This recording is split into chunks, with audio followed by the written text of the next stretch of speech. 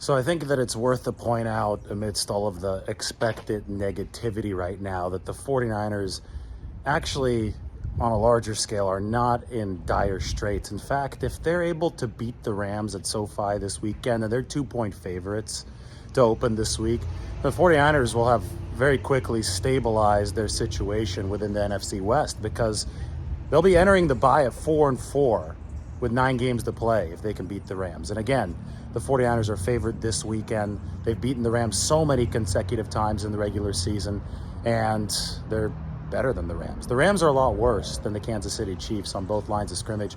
49ers pressured Matt Stafford 35 times and racked up 8 sacks earlier this month.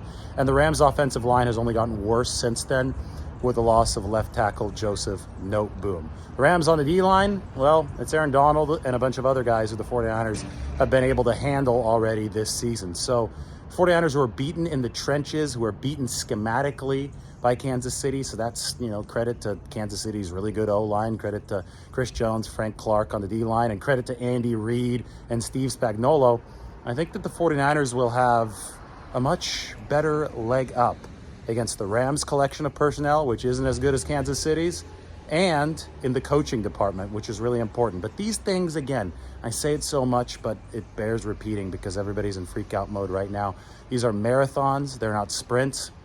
The 1994 49ers lost 40-8 at home against Philadelphia, and then they ended up winning all the rest of their meaningful games and the Super Bowl in blowout fashion. That was a galvanizing moment when they got their asses kicked at home by Randall Cunningham in Philadelphia in 1994. So the 49ers have to find their own galvanizing moment this year. Maybe it was this past game against the Chiefs.